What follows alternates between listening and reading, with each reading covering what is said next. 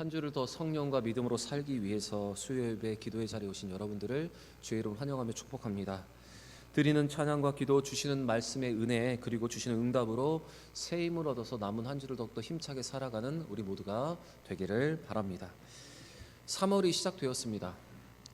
이제 3월이니 따뜻한 봄이 시작이 되었는데 아직도 눈이 많이 내리고 날씨가 쌀쌀합니다. 이번 겨울은 유독 더 추웠던 것 같습니다. 그래도 여러분, 아직도 눈이 내리고 춥지만 아직도 우리의 인생에 봄이 온 것 같지 않지만 그래도 봄은 찾아옵니다. 그리고 이것은 우리의 영혼과 우리의 인생에도 동일하게 적용되는 법칙입니다. 그래도 봄은 옵니다. 아직도 춥고 웅크리고 있지만 하나님께서 우리에게 주실 영혼의 봄, 인생의 봄을 기대하면서 여러분 모든 겨울과 같은 어려움 속에서도 잘 인내할 수 있는 여러분과 제가 되길 바랍니다. 우리 옆에 분과 한번 이렇게 인사했으면 좋겠습니다. 그래도 봄은 옵니다. 인사하겠습니다. 그래도 봄은 옵니다. 다시 인사하겠습니다. 하나님이 주실 봄을 기대합시다. 인사하겠습니다. 하나님이 주실 복을 기대합시다. 여러분, 하나님 우리에게 봄을 주실 것을 기대하면서 조금만 더 인내할 수 있는 우리 모두가 되기를 바랍니다. 천사를 통해서 예수를 잉태하게 될 것이라는 소식을 들은 마리아는 그의 천사의 말을 하나님의 말씀으로 듣고 주의 여종이오니 그 말씀대로 내게 이루어지이다라고 고백을 했습니다. 이렇게 믿음으로 고백한 마리아는 곧바로 멀리 떨어진 유대의 작은 산골에 있는 친척 엘리사벳의 집을 찾아갔습니다. 그것이 오늘 본문 39절과 40절인데 우리 다시 한번 읽어보겠습니다. 이때 마리아가 일어나 빨리 산골로 가서 유대의 한 동네에 이르러 사가랴의 집에 들어가 엘리사벳에게 문안하니, 마리아는 자기에게 일어난 이 엄청난 일에 대해서 함께 나누고 공감할 수 있는 자기의 친척인 이 엘리사벳을 찾아가게 되었던 것입니다. 이러한 마리아의 행동은 여러분 참 현명한 것이었습니다. 왜냐하면 믿음은 같은 믿음의 동역자들과 함께 할 때 더욱더 강해지고 어려움을 이겨낼 수 있는 충분한 힘을 받기 때문에 그렇습니다. 마리아의 이 방문은 단순히 친척 방문이 아니라 깊이 영적인 교제와 하나님의 계획을 확인하는 중요한 방문이었습니다. 마리아는 천사의 말씀을 이 엘리사벳을 통해서 확인을 받고 엘리사벳의 임신 소식을 직접 목격하면서 하나님이 자기에게 하신 그 약속에 대해서 확신을 갖게 되었던 것입니다. 여러분, 동역자를 찾아온 마리아는 엘리사벳과 함께 석 달 동안을 동거를 하게 됩니다. 오늘 함께 읽은 본문 마지막 56절의 말씀을 보시면 마리아가 잠시 머문 것이 아니라 석 달 동안이나 엘리사벳과 함께 있었다라고 성경은 이렇게 고백하고 있습니다. 우리 56절 말씀 같이 한번 읽어보겠습니다. 마리아가 석 달쯤 함께 있다가 집으로 돌아가니라. 저는 이 본문을 준비하면서 말씀을 준비하면서 그동안은 이 석 달이라는 단어를 잘 보지 못했는데 오늘 이번에 말씀을 준비하다가 3개월이나 머물렀다고 이렇게 다시 한번 이 말씀을 보게 되었습니다. 성경에는 이 3개월 동안 마리아와 이 엘리사벳이 무엇을 했는지 정확하게 기록되어 있지 않습니다. 그렇지만 그 기간 동안 두 사람은 서로에게 주신 하나님의 특별한 은혜를 함께 나누고 하나님의 은혜와 하나님의 계획하심을 대해서 함께 교제를 했을 것입니다. 그래서 이런 나눔과 교제의 시간을 통해서 마리아는 자신의 이 상황을 받아들이고 하나님의 뜻을 더 깊이 이해하는 시간을 그들이 보냈을 것입니다. 여러분, 3개월의 시간이 결코 짧은 시간이 아닙니다. 그런데 마리아는 그 기간 동안 이 엘리사벳과 함께하면서 자신의 흔들리는 믿음 또는 하나님을 향한 온전한 고백을 할 수 있었던 것입니다. 그래서 오늘 이따 계속해서 찾아보실 이 마리아의 찬가가 여러분 그냥 나온 것이 아니라 서로 두 사람이 영적인 교제를 통해서 이런 깊은 노래와 하나님을 향한 믿음의 고백이 나올 수 있었던 것입니다. 어쩌면 마리아에게 이 기간은 영적으로 성장하고 다가올 중요한 역할을 준비하는 시간이었습니다. 어린 마리아는 엘리사벳의 지지와 이해를 통해서 자신의 상황에 대한 모든 것을 평안하게 받아들일 수 있게 된 것입니다. 여러분, 이처럼 같은 처지에 있는 동역자들과 삶을 나누고 하나님의 계획과 인도하심을 서로 바라볼 수 있는 것은 참 현명한 것입니다. 그래서 여러분, 우리에게 이러한 믿음의 동역자가 필요하고, 그 동역자들과 함께 은혜와 어려움을 함께 나눔을 통해서 우리는 모든 어려움을 이겨낼 수 있을 뿐만 아니라 우리가 가진 믿음의 성장도 여러분 이룰 수 있다는 사실을 기억하시면서, 여러분 믿음의 동역자를 두시고 또한 믿음의 동역자들과 함께 이 모든 것을 헤쳐나갈 수 있는 여러분과 제가 되길 바랍니다. 전도서 4장 9절부터 12절의 말씀을 보시면 이 동역자의 중요함에 대해서 이렇게 말하고 있습니다. 우리 같이 한번 천천히 읽어보겠습니다. 두 사람이 한 사람보다 나음은 그들이 수고함으로 좋은 상을 얻을 것임이라. 혹시 그들이 넘어지면 하나가 그 동물을 일으켜 붙들어 일으키려니와 홀로 있어 넘어지고 붙들어 일으킬 자가 없는 자에게는 화가 있으리라. 또 두 사람이 함께 누우면 따뜻하거니와 한 사람이면 어찌 따뜻하랴. 한 사람이면 패하겠거니와 두 사람이면 맞설 수 있나니 세 겹줄을 쉽게 끊어지지 아니하리라. 여러분, 성경은 이렇게 동역자에 대한 강조를 우리에게 하고 있습니다. 여러분, 오늘 이 말씀을 보시면서 마리아와 같이 어려움이 있을 때 동역자와 함께 이 모든 것들을 나누고 또한 모든 것을 믿음으로 바라볼 수 있는 여러분과 제가 되길 바랍니다. 또 엘리사벳처럼 함께 은혜를 나누고 지지해 줄 수 있는 동역자들이 되시기를 바랍니다. 마리아의 방문을 받은 엘리사벳은 성령의 능력으로 충만해져서 마리아를 향해서 이렇게 소리쳐 외쳤습니다. 복이 있도다. 41절과 42절 말씀 같이 한번 읽어보겠습니다. 엘리사벳이 마리아가 문안함을 들으매 아이가 복중에서 뛰노는지라. 엘리사벳이 성령의 충만함을 받아 큰 소리로 불러 이르되 여자 중에 내가 복이 있으며 내 태중의 아이도 복이 있도다. 엘리사벳은 마리아를 향해서 이렇게 외칩니다. 내가 복이 있다. 그런데 이 외침이 한 번이 아니라 여러분 두 번 반복되고 있습니다. 42절에 한 번, 그리고 45절에 다시 한번 나오고 있는데 45절에 이렇게 기록되어 있습니다. 제가 읽겠습니다. 주께서 하신 말씀이 반드시 이루어지리라고 믿는 그 여자에게 너에게 복이 있도다. 여러분, 사실 성경에서 두 번 정도 반복적으로 기록하고 있는 것은 중요한 포인트를 나타날 때 하는 기록입니다. 그리고 여기서 중요한 것은 엘리사벳이 이렇게 외치기 전에 그가 어떤 상태가 되었는지가 중요한데, 바로 엘리사벳이 성령으로 충만하여져서 이와 같이 외침을 했다. 성경은 이렇게 기록하고 있습니다. 여러분, 성령 충만함을 입어 두 번이나 반복되고 있는 것은, 이것은 사람의 음성이 아니라 성령의 말함이고 바로 하나님의 분명한 메시지라고 할 수 있습니다. 여러분, 마리아의 임신 소식은 분명히 인간적인 눈으로 볼 때는 고난의 시작입니다. 처녀가 임신했으니 이 모든 수모들 또한 그의 평판이 어떻겠습니까? 그러나 이 모든 것이 성령 충만하여서 영적으로 바라보니 그것이 가장 큰 축복이라 오늘 엘리사벳이 이렇게 고백을 하고 있는 것입니다. 여러분, 이것은 인간적인 관점이 아니라 성령의 충만함을 통해서 영적으로 바라봤던 엘리사의 관점이며 또 하나님의 뜻입니다. 제가 요즘 많이 강조하고 있는 내용 중에 한 가지가 무엇인가 하면 바로 인간적인 관점으로 모든 것을 바라보는 것이 아니라 하나님의 시선과 영적인 관점으로 모든 것을 바라볼 수 있는 능력이 우리 가운데 있어야 한다는 것입니다. 여러분, 구약의 선지자에 보시면 발락은 나귀가 보는 그 영적인 세계도 바라보지 못했습니다. 그리고 지난 주일날 나누었던 이 엘리사의 시정도 영적으로 바라보지 못했기 때문에 두려워 떨고 있었습니다. 그런데 모든 것을 영적으로 바라볼 때는 여러분, 하나님이 함께 하신 일을 확실할 수 있고 하나님의 뜻을 우리는 분별할 수 있게 되는 것입니다. 여러분, 오늘 이 엘리사벳의 외침을 통해서 인간적인 눈으로 모든 것을 바라보고 그냥 쉽게 평가하는 것이 아니라 하나님의 관점에서 모든 것을 바라보고 우리 가운데 성령 충만하게 했어서 영적인 안목으로 볼 수 있게 하시는 그 하나님의 그 시야를, 그 시선을 열어갈 수 있는 여러분과 제가 되기를 원합니다. 에베소서 1장에서 사도 바울은 에베소 교회의 성도들과 신약의 모든 성도들을 위해서 이렇게 기도하고 있습니다. 어떤 내용이냐면 그들에게 영적인 눈을 열게 해달라는 기도였습니다. 우리 에베소서 1장 17절부터 19절의 말씀 같이 한번 읽어보겠습니다.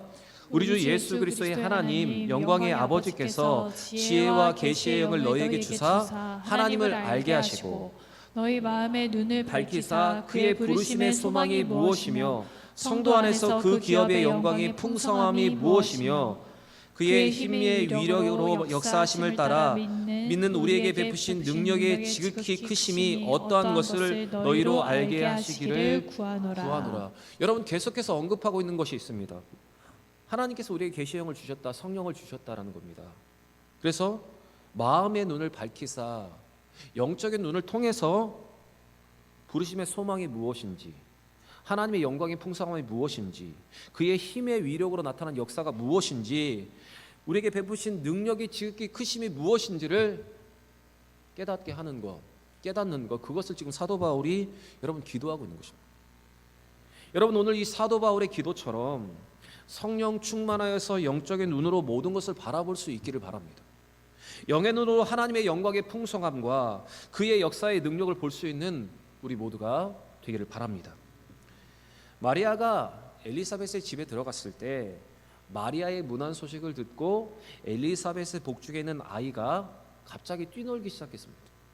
임신을 해보신 분들은 다 아십니다. 아이가 반응을 하고 발로 쭉 민다든가 아니면 태동이 느껴지는 것. 이것은 여러분 세례 요한이 모태에서부터 성령 충만함을 받았다는 그 성경의 기록을 여러분 증명하고 있는 것입니다. 복중에서부터 성령 충만을 받은 세례 요한은 마리아에게 잉태된 주님 예수님이 오시자 복중에서 뛰놀았던 것입니다. 그것이 44절에 또 기록이 되어 있는데, 보라 내 문안하는 소리가 내 귀에 들릴 때에 아이가 복중에서 기쁨으로 뛰놀았도다. 이것이 44절의 기록입니다. 저는 이 복중에서 세례 요한이 성령의 충만함을 받은 이 부분을 보면서 저는 이런 생각을 했습니다. 앞으로 우리 교회 안에 태어날 모든 아이들이 이렇게 태에서부터 성령 충만함을 받고 말씀에 반응하는 아이들이 되었으면 좋겠다. 아멘 안 하시는 것 같아요. 네. 여러분이 나실 거 아니니까 아멘 하시기 바랍니다. 태어날 아이들이, 하나님 우리에게 허락하실 잠재된 아이들이 이렇게 태에서부터 성령 충만함을 받고 하나님의 말씀에 반응하는, 주님께 반응하는 믿음의 사람들이 되었으면 좋겠다라는 생각이 제 마음에 있었습니다. 사실 여러분, 믿음의 사람들에게 있어서 가장 중요한 태교는 복중에서부터 하나님의 말씀을 듣고 찬양에 반응하는 것이 여러분 가장 큰 좋은 태교입니다. 앞으로 우리에게 주실 아이들이 이렇게 세례 요한처럼 성령 충만함을 받고 말씀의 찬양에 반응할 수 있는 아이들이 될 수 있도록 여러분 기도하시고 기대할 수 있는 우리 모두가 되기를 바랍니다. 그리고 지금 우리에게 주신 우리의 어린 자녀들, 우리 다음 세대들이 세상의 흐름보다는 세상의 자극적인 모든 것에 반응하기보다 하나님의 말씀과 찬양에 반응할 수 있는 자녀들이 되도록 여러분 기도하시고 그렇게 가르칠 수 있는 우리 모두가 되기를 바랍니다. 마리아는 엘리사벳을 통한 성령의 음성에 화답하며 찬양을 합니다. 그래서 오늘 본문 46절부터 55절까지의 말씀을 우리는 마리아의 찬가, 마리아의 찬양이라고 부릅니다. 사실 오늘 이 마리아의 찬양은 은혜를 입은 자의 전형적인 고백, 은혜를 입은 자들이 어떻게 고백을 해야 하는가가 기록이 되어 있는데, 잠시 전에도 말씀드렸듯이 이 3개월이라는 기간 동안 사실 있었던 이 마리아의 노래는 사실은 쉽게 할 수 있는 고백이 아닙니다. 그가 복음에 대한 깊은 이해가 있었기 때문에 이런 고백을 할 수 있었습니다. 여러분, 그래서 이런 찬양은 아무나 할 수 있는 것이 아니라 하나님의 복음이 무엇인지 예수 그리스도를 깊이 이해하고 하나님의 뜻을 분명히 이해한 자들이 할 수 있는 고백입니다. 그래서 저는 오늘 이 말씀에 대한 해석을 들어가기 전에 여러분과 저에게 이 마리아의 찬과 같은 하나님을 깊이 아는 복음의 진수를 아는 믿음의 고백이 있기를 바랍니다. 마리아의 찬가를 보시면 마리아는 먼저 주를 찬양하며 하나님을 기뻐하고 있습니다. 마리아는 자신이 굳은 믿음이나 이 믿음에 동반된 자신의 헌신에 대해서 먼저 말하지 않고 자신이 비천한 여종이지만 하나님께 놀라운 복을 받았다는 사실을 먼저 고백을 하고 있습니다. 우리 46절부터 48절까지 다시 한번 읽어보겠습니다. 마리아가 이르되 내 영혼이 주를 찬양하며 내 마음이 하나님 내 구주를 기뻐하였음은 그의 여종의 비천함을 돌보셨음이라.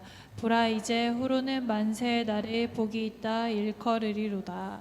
사실 이 마리아의 찬양을 잘 보시면 이 마리아의 찬양은 누가복음의 전체 주제를 먼저 다루고 있습니다. 사무엘상의 말씀을 보시면 사무엘의 탄생에 대한 한나의 찬양과 기도가 사무엘 전체의 중요한 주제를 먼저 다루고 있었듯이 오늘 이 누가복음에서는 이 마리아의 찬양은 이와 유사한 역할을 하고 있습니다. 이 오늘 마리아의 찬가, 마리아의 찬양에서 누가복음의 중요한 세 가지의 주제가 나오는데, 먼저 첫 번째는 그 주제가 48절에 나오고 있습니다. 우리 48절 다시 한번 읽어보겠습니다. 그의 여종의 비천함을 돌보셨습니다. 보라 이제 후로는 만세의 날을 복이 있다 일컬으리로다. 여기에서 여종의 비천함을 돌보셨다라고 마리아가 지금 고백을 하고 있습니다. 이것은 누가복음에서 비중 있게 다루고 있는 주제가 먼저 나오고 있는데, 바로 그 주제는 여자에 대한 관심입니다. 여인들에 대한 관심입니다. 사실 복음서에서 사복음서가 있지만 여자들의 역할을 강조한 복음서는 이 누가복음이 유일합니다. 다른 복음서에서는 여자를 역할을 강조하고 있지 않습니다. 우리가 지난 시간에도 말씀을 드렸듯이 마태복음에서 보시면 요새의 역할이 강조되고 있는데, 누가복음에서만큼은 이 마리아의 역할이 지금 강조되고 있는 것입니다. 누가만큼은 예수의 탄생과 복음이 전파되는 과정 속에서 여자들의 역할이 중요했다는 것을 지금 강조를 하고 있는 것입니다. 사실 여러분, 예수님이 당시에 유대 사회에서 여자는 멸시받는 존재였습니다. 별로 중요하게 여기지 않는 존재였습니다. 여자는 이방인보다는 조금 낮게 여김을 받긴 했지만, 모든 면에서 특별히 예배에 있어서 이스라엘 남자들이 누리는 특권을 다 누리지 못하고 있었습니다. 그런 여인들이 이제 복음이 전파됨으로 복이 있는 존재, 복음의 통로가 되었음을 나타내는 것이 이 누가복음의 핵심적인 주제입니다. 특별히 복음을 통해서 여자들의 신분이 변화되는 모습이 여러분 이 성경의 주제로 등장하고 있다는 것입니다. 그래서 누가복음을 잘 읽어보시면 여자들의 이야기가 다른 복음서보다 많이 나옵니다. 오늘 본문에서 엘리사벳과 마리아의 이야기, 그리고 2장에 보시면 여선자 안나가 예수를 기다렸다는 것은 누가복음에만 유리하게 기록되어 있는 것입니다. 그리고 4장에 베드로의 장모가 낫게 된 일, 그리고 7장에서 용서받은 죄 많은 여인의 이야기, 그리고 야이로의 딸이 살아나는 것, 혈류증 앓던 여인이 예수의 옷자락에 손을 대어서 낫게 되었다는 그 이야기, 그리고 10장에 마리아의 이야기, 그리고 18장에 불의한 재판관을 향해서 강청하였던 과부의 이야기, 이런 여자들의 이야기가 여러분 계속 많이 나오고 있습니다. 특별히 8장에 보시면 예수의 사역을 도왔던 여자들의 이름이 하나하나 열거되고 있습니다. 그리고 22장에 예수님께서 십자가를 지고 가실 때 모든 사람들, 제자들은 다 무서워 떨고 있었지만 여자들은 그 십자가를 따라가면서 가슴을 치며 슬피 울었다가 누가복음은 정확하게 기록을 하고 있습니다. 그리고 여인들이 오로지 그곳에 남아서 예수의 최후의 죽음을 지켜보았다는 내용도 기록하고 있고, 그리고 빈 무덤을 먼저 보고 발견한 것도 여자들의 이야기입니다. 여러분, 누가는 이 여자들의 이야기를 기록함으로써 비천한 여자들의 역할을 통해서 복음이 이 땅에 퍼지고 그들이 이제 비천함에서 벗어나서 예수의 복음을 함께 전하는 자들이 되었음을 드러내고 있는 것입니다. 그리고 누가복음과 이어지는 여러분 사도행전의 말씀을 보시면 여인들의 역할이 중요하다는 것이 계속 사도행전을 통해서도 나타나고 있습니다. 그렇게 이 마리아의 찬가는 이제 여인들의 역할이 성경에서 중요하게 되었음을, 복음을 통해서 여자들의 활동과 그 역할이 변화되었음을 분명히 보여주고 있는 주제입니다. 그리고 계속해서 이어지는 마리아의 찬가를 보시면 마리아는 은혜를 깨달은 자만이 알게 되는 깊은 진리를 지금 노래하고 있습니다. 49절과 50절의 말씀을 보시면 마리아는 하나님의 거룩하심과 당신을 두려워하는 자를 향한 하나님의 영원한 긍휼이 무엇인지를 지금 노래를 하고 있습니다. 그리고 이어지는 마리아의 노래를 보시면 하나님께서 당신의 능력으로 행하시는 일을 보여줍니다.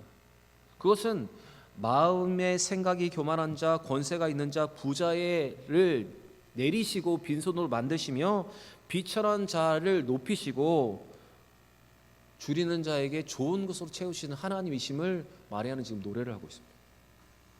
이것이 바로 하나님의 은혜의 법칙인데 지금 이것을 마리아가 깨닫고 지금 노래를 하고 있는 것입니다. 여러분, 마리아는 어린 여자였습니다. 그런데 이 놀라운 복음의 핵심을 깨닫고 그가 이렇게 노래를 하고 있는 것입니다. 51절부터 53절 같이 한번 읽어보겠습니다.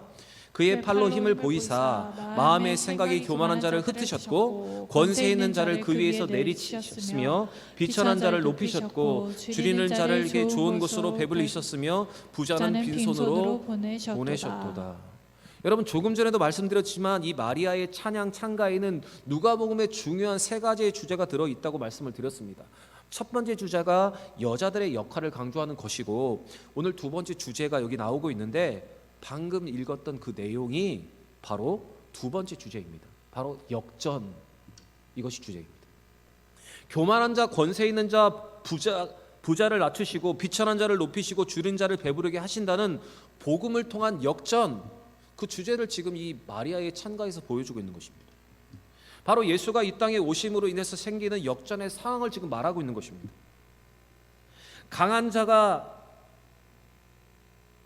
승리하던 세상에서 이제 예수 그리스도를 통해서 가난하고 연약한 자들도 환영받는 세상이 될 것이라는 것을 지금 이 마리아의 찬가를 통해서 주제를 지금 드러내고 있는 것입니다. 다시 말씀드리면 영적인 구원의 질서가 확립되어서 약하고 가난하고 엉들린 자가 구원을 받을 대전환이 예수 그리스도의 오심으로, 그 메시아의 오심으로 이루어질 것에 대해서 지금 마리아가 노래를 하고 있는 것입니다. 하나님의 주권적 은혜로 말미암아서 구원받는 반전의 주제가 지금 드러나고 있는 것입니다. 그래서 예수님께서 누가복음 2장에 보시면 예수님께서 마국간에 누우셨다. 마국간에서 탄생한 예수가 세상을 구원하는 이야기가 이 누가복음의 이야기입니다. 그리고 예수의 탄생이 누구에게 먼저 전해졌냐면 누가복음에서는 비천한 목동들에게 먼저 전해졌다. 성경은 이렇게 기록을 하고 있습니다. 그리고 4장에서 가난하고 억압받고 포로된 그 눈먼 자가 복음을 듣게 된다. 이것을 예수님께 선언하셨고, 그리고 예수의 입을 통해서 선포되는 말씀은 스스로를 의인으로 부르는 자들이 아니라 죄인을 부르러 이 땅에 오셨다. 예수님께서 이렇게 말씀을 하신 것입니다. 그리고 7장에서 보시면 예수님이 유일하게 칭찬하셨던 믿음이 있는데 바로 그 사람이 누군가 하면 이방인이었던, 로마인이었던 백부장의 믿음을 예수님께 칭찬하셨습니다.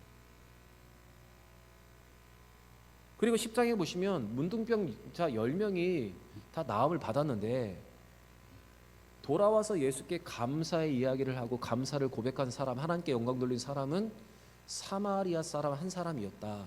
이것을 통해서 천대받는 사마리아인들도 하나님께서 그들을 귀하게 여기신다는 내용이 여러분 누가복음에 기록되어 있는 것입니다. 그리고 모든 사람이 배척받았던 삭개와 같은 사람이, 세리와 창기와 같은 사람이 하나님의 복음을 듣고 변화되는 것, 바로 그것이 이 누가복음의 주제입니다. 그리고 그 복음의 핵심입니다. 여러분, 그래서 오늘 이 말씀이 기록되어 있습니다. 특별히 누가복음 4장 18절과 19절의 주제가 이 누가복음, 이 마리아의 찬가에 녹아있다는 사실을 여러분 기억하시기 바랍니다. 우리 한번 같이 한번 읽어보겠습니다. 18절과 19절입니다. 주의 성령이 내게 임하셨으니 이는 가난한 자에게 복음을 전하게 하시려고 내게 기름을 부으사 나를 보내사 포로된 자에게 자유를, 눈먼 자에게 다시 보게 함을 전파하며 눌린 자를 자유롭게 하고 주의 은혜를 전파하게 하려 하심이었더라. 이사야의 인용의 말씀인데 여러분 이것이 바로 오늘 마리아의 찬가 속에 담겨져 있는 두 번째 주제입니다. 여러분 오늘 이 마리아의 찬가 가운데 담겨 있는 복음의 핵심, 이 누가복음의 주제를 우리가 잘 기억하면서 이 누가복음의 말씀을 듣고 누가복음을 읽어 나간다면 여러분 그 은혜가 우리에게는 배가 될 줄 믿습니다. 그러면 이제 마리아의 찬양 가운데 두 가지의 주제가 나왔습니다. 그럼 이제 한 가지의 주제가 남았는데 그 마지막 한 가지의 주제는 54절과 55절에 기록되어 있습니다. 같이 한번 읽어보겠습니다.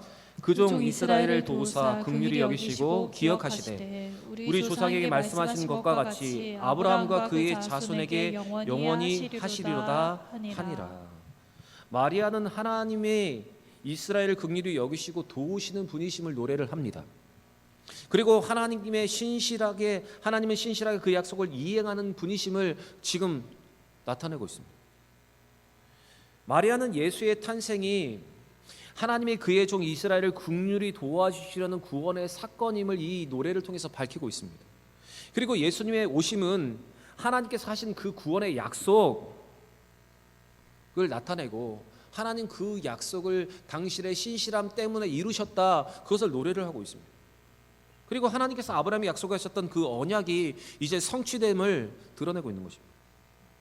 여러분 이것이 마리아의 찬양 속에 담겨져 있는 마지막 주제, 바로 하나님께서 언약을 이루셨다, 하나님의 약속을 지키신다, 하나님 당신의 백성을 긍휼히 여기신다. 여러분 그 내용입니다. 그래서 여러분 우리가 이 마리아의 찬양 속에 담겨져 있는 이 누가복음의 주제를 먼저 깊이 이해할 때 여러분 이 누가복음의 말씀이 우리에게 더 큰 은혜로 다가오게 되는 것입니다.